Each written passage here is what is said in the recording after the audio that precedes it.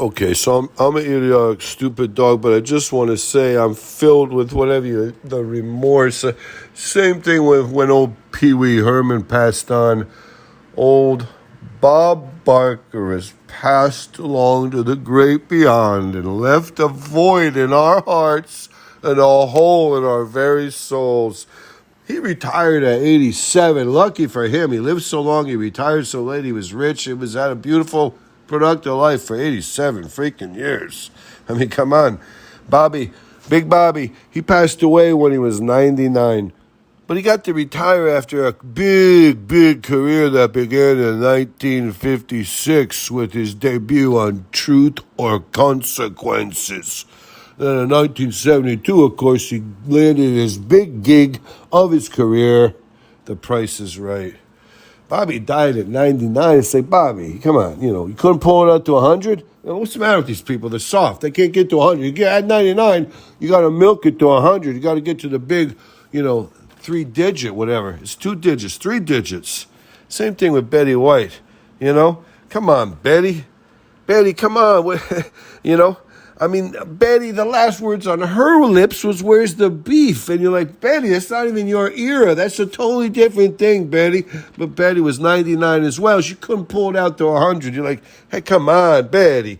Betty, she was married to Alan London. She was big time, Just because she screwed it up at the end and her last words were, "Where's the beef?" She started saying something about Michelle Obama. I don't even know what that was about. But like I said, she got married to Alan London for whenever, and he was the dude who invented password. And that guy, I don't know if it's her third husband or second husband or what it was. He's buried at Graceland over there at Elvis's house. This dude was a game show guy who did password. He married Betty White. I don't know if they were always married together or whatever, but Alan London, he got so popular, so big as a game show host, mind you.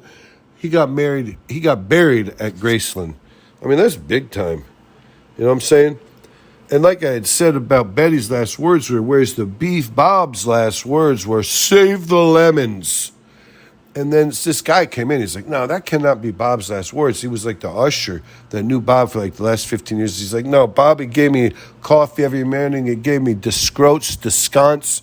He gave me throat sucrettes. It was beautiful. I had pastry, coffee, and a sucrette every day from this guy. You got to give him something different than save the lemons." And it was as if Bob was like, "Holy shit, where'd the doorman come from?"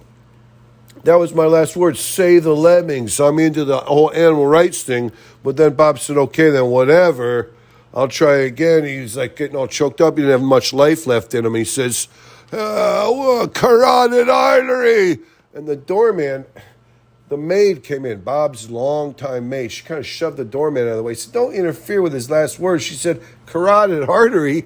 Carotid artery's not going to be his last words. He's going to have to come up with something better than that, So she kind of felt around like in his pockets as she pulled out a piece of paper. She showed it to him. He nodded like, "Yeah, okay, I got you." Then she stepped back and said, "What's your last words, Bobby? Big Bobby B?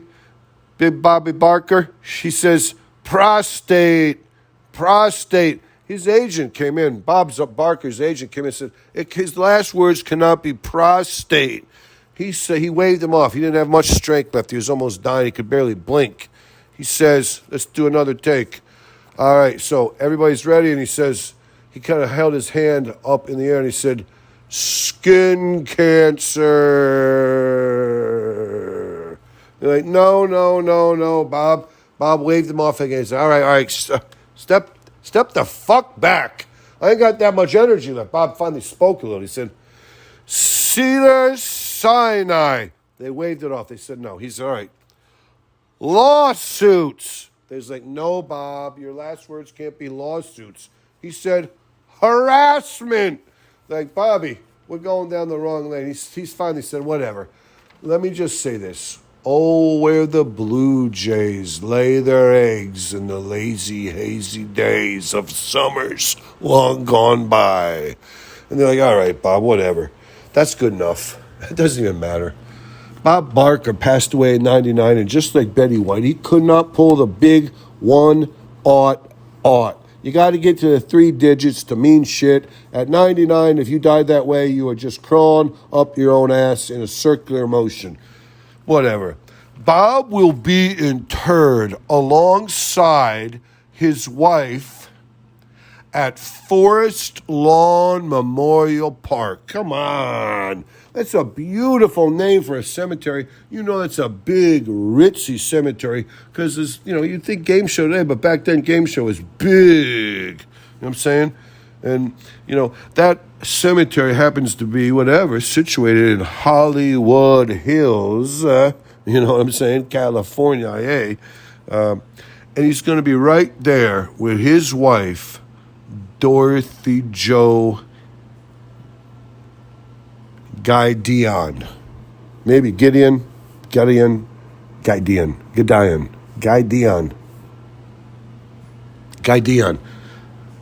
Dorothy Jo, come on. She died in 81. He never took another wife. Come on. That's how big Bobby was. Bob only had one wife. In the day when they're getting 5, 6, 7, 8, Elizabeth Taylor had 19 husbands. The other guy, the other talk show host, he had 17 wives. 6 of them were underage in the states of, the better states. Like they were underage for, whatever, California they were, but New York, Connecticut, Massachusetts, they were all underage. 6 of his 17 wives. Come on. That's the way they did back in those days. But Bob, Big Bobby Barker, he had one, Dorothy Jo. Dorothy Jo and him, they rode it together from the beginning to the end. And once she passed away, he said, I'm my fill of woman. He lived for like almost a big piece of a century later. He never took another wife. He lived with the memory of Dorothy Jo.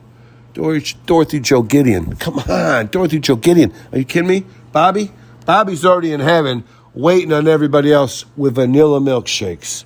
Vanna White will be lucky if she could go hang out when they get to heaven.